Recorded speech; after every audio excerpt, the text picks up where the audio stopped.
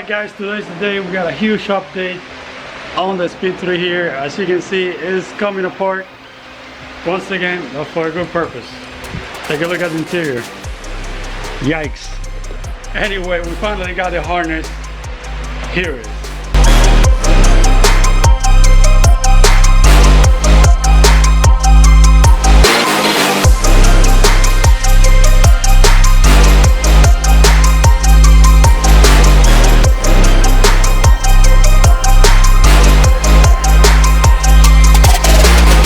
So what we have here is a Mil-Spec harness completely custom made for this car by Tuning Technology for yours truly, and it includes ECU Mazdaspeed3, so no more fuse box, no more relays, and it's pretty much plug and play for the Emtron KV8 ECU.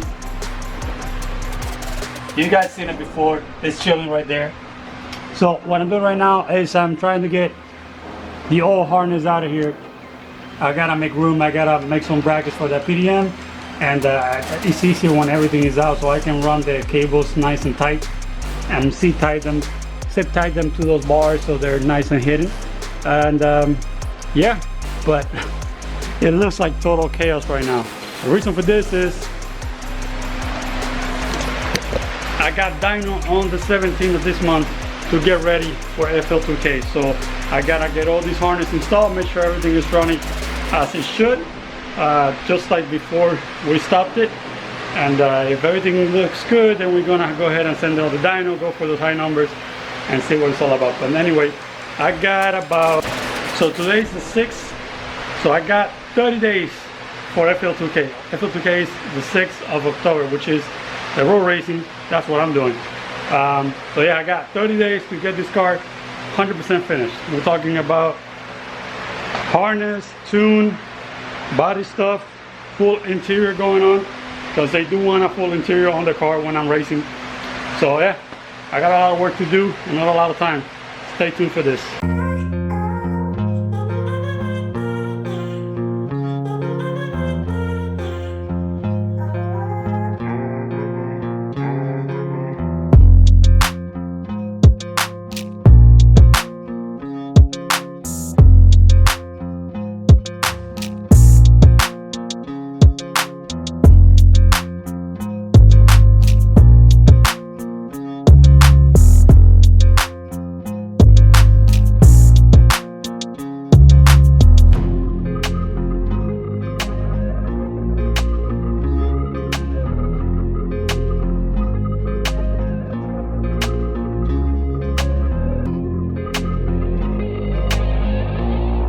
Alright, old harness is out.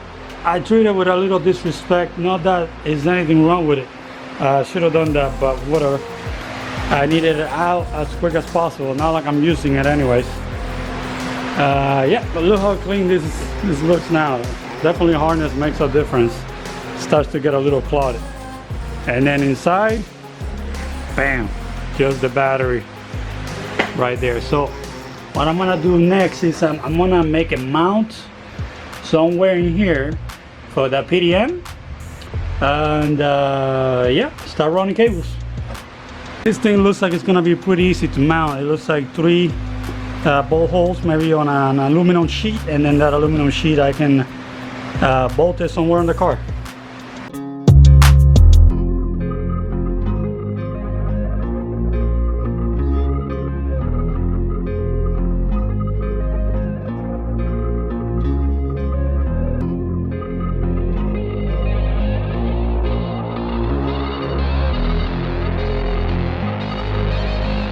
Alright, so this guy says installed. It's nice and steady. It's not going anywhere. I'm just gonna have the cables like that for now, and I believe I'm ready to start running the rest of the harness here.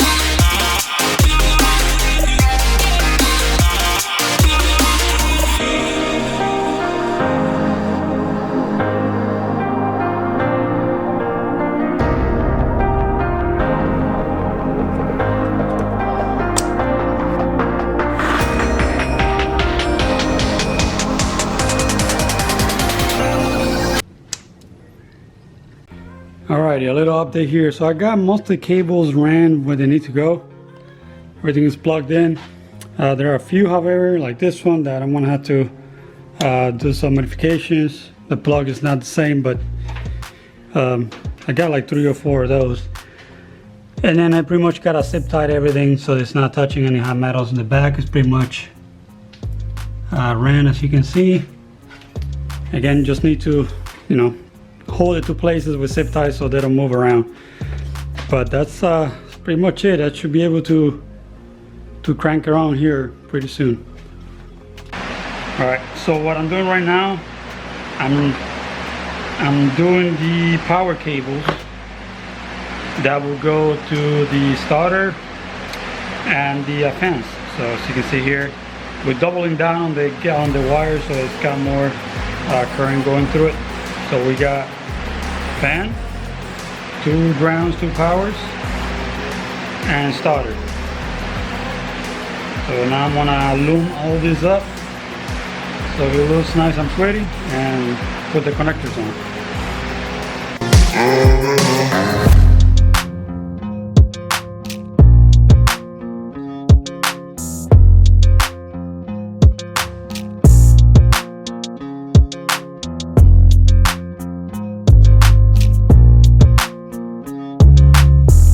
Alrighty, the harness is installed. I'm doing a little bit of organizing around, but the main thing you gotta take away is that it's installed and it just needs to turn on and have no issues. That's all. I'm gonna take some time to add some heat shields here to the turbo, the blanket, and same thing over here with the hoses and the wires. Wrap it on some of these isolation, and that should take care of that. And then inside the car, it's a little messy. I gotta clean all that up and zip tie some of these wires away, but that's pretty much my main power kill switch. And then I got the keypad and the display over there. That's the PDN, and ECU way back there. So I got the laptop hooked up here. The tuner's gonna jump in a minute. Battery getting some power. So you know, he's gonna hop on the computer real quick and tweak some of the settings. We'll get this thing fired up. So I'll show you that in a minute.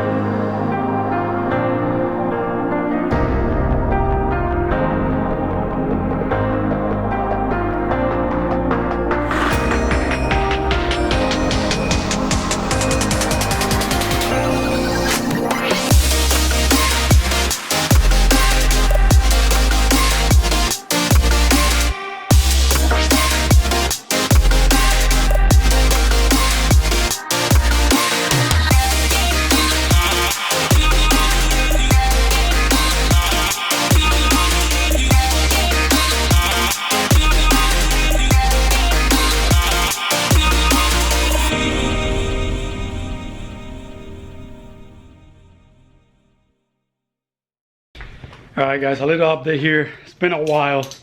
We've been trying to get this thing to fire up, and with the new harness and all that, and the main thing we had is we had some leaking injectors, and it made a mess out of this engine.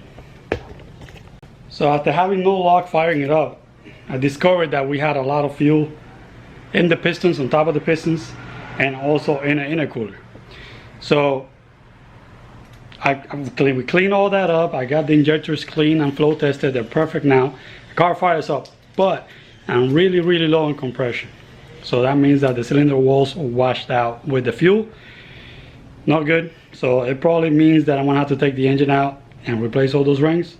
But there is a little trick that I'm gonna try now, and it is putting some ATF in the cylinders. See if that brings the compression up again. So that's what I'm gonna do now. I'm gonna go ahead and remove those and put a little bit of ATF in there, turn it on, take for a spin.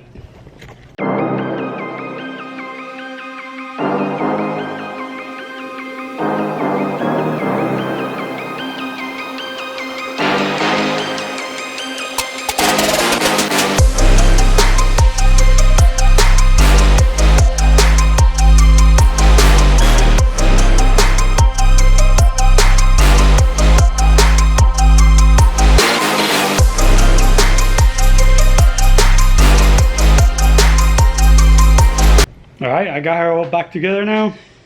So you can see there, she's ready to go. I'm letting it soak a little bit, give it about 10 minutes or so. Then I'm gonna take it outside and enjoy the smoke show.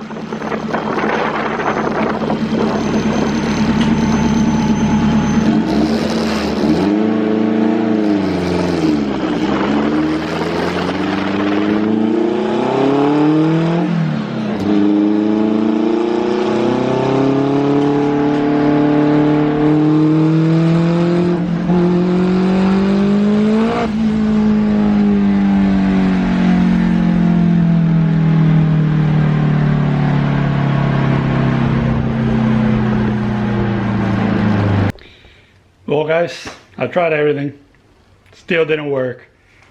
This trick has worked for some people, but I guess not for me. The compression only got better in one of the cylinders, the rest of them are super screwed up. So I still got dyno the next Saturday, so I ordered all the parts. I ordered piston rings and I ordered the gaskets. So I'm gonna start tearing on into this guy, see if I can get it all fixed up for the dyno next Saturday. So anyway, stay tuned.